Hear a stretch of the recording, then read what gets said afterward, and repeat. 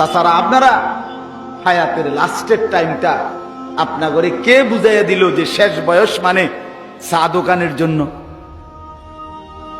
বলো, শেষ বয়স আল্লাহ তাআলা যাকে লম্বা হায়াত দিছে তাকে শুধু চা দোয়ানে বন বিড়ি আর চা আর টেলিভিশনে নাচ গান আর পরের গীবত বদনাম, এই জন্যই তো শেষ হায়াতটা না? শেষ বয়স আল্লাহ এই জন্যই দিছিল নাকি? আমাদের মুরব্বীরা, মাঝ বয়সীরা বছরের পর বছর, দিনের পর দিন হায়াতের এই শেষ টাইমটা চা দোয়ানদার লিজ দিয়া লেগে না করে হাইতের হাতে তুলে দিছে জিন, যে দোস্ত যে কয়দিন বাঁচি আল্লাহর রহমতে, আল্লাহর দয়ায় তোরে দিয়ে দিলাম টাইমলি আমল আল্লাহর রহমতে, তুই ঘাবড়াইও না, টুল রাখবাই সিহন টুলটা।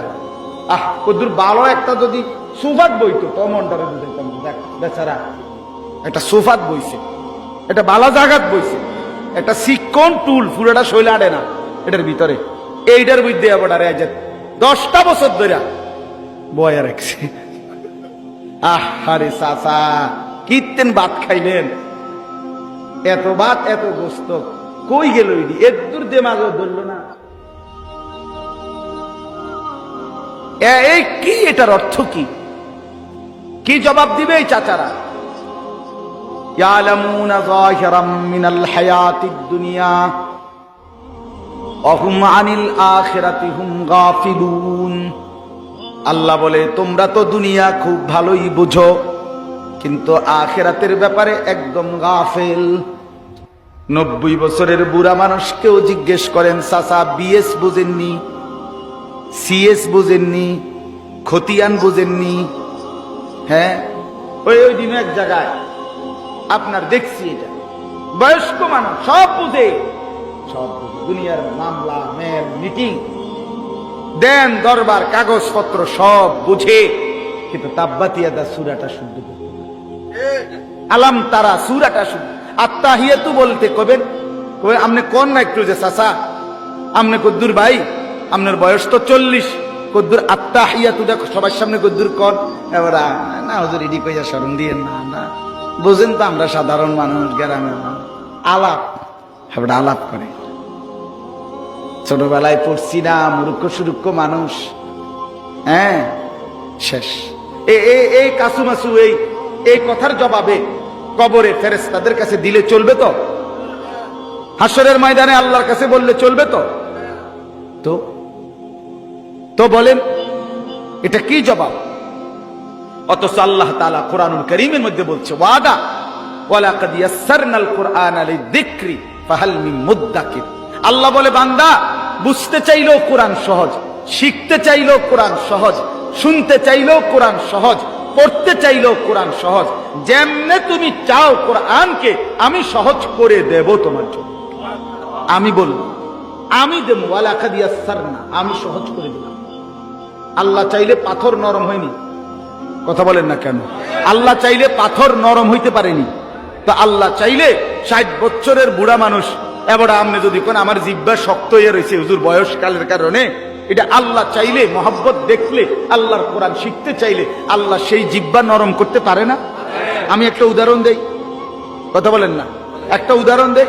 উদাহরণটা হইল, আল্লাহ তাআলা ইব্রাহিম আলাইহিস সালামকে আল্লাহর ঘর কাবা পুনরায় নির্মাণ করতে বলছিলেন, ওই যে এই আয়াত পড়ছিলাম। তো কাবা ঘর বানাইবার জন্য, দেওয়াল গাঁথবার জন্য ইব্রাহিম আলাইহিস সালামের পায়ের নিচে জিবরাইল আলাইহিস সালাম, কোন বর্ণনায় হলো জান্নাত থেকে, কোন বর্ণনা হলো নির্দিষ্ট কোন পাহাড় থেকে একটা পাথর আল্লাহর হুকুমে আইনা ইব্রাহিম আলাইহিস সালামের পায়ের নিচে দিয়া দিছেন। দেওয়ার পরে আল্লাহ তাআলা 1 নম্বরে এই পাথরটাকে, এই কুদরতি আল্লাহ এমন শক্তি সিস্টেম দিছে যে পাথরটা প্রয়োজন মাফিক ইব্রাহিম আলাইহিস সালামের জন্য লিফটের মতো উপরে উঠতো, প্রয়োজন মাফিক নিচে নামতো। এটাই লিফট, এটাই লিফট ছিল। আচ্ছা, এই হলো একটা বৈশিষ্ট্য পাথরের। তো পাথরটা, এই পাথর, এটা পাথর তো শক্ত না? কথা বলেন না কেন? পাথর শক্ত কিনা? তো এই পাথর একদিন আল্লাহকে যেন বলছে, মাওলা আজকে অনেক দিন আপনার বন্ধু ইব্রাহিম আমার উপরে পাও দিয়া আপনার ঘর কাবা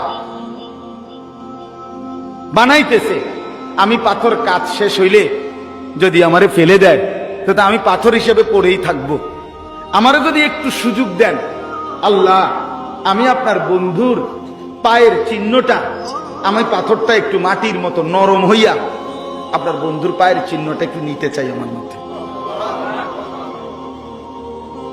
আপনি যদি আমারে আপনি পারবেন, আপনি চাইলে হবে মাওলা, আপনি কদ্দুর আমারে সুযোগ দেন, আমি একটু নরম হই।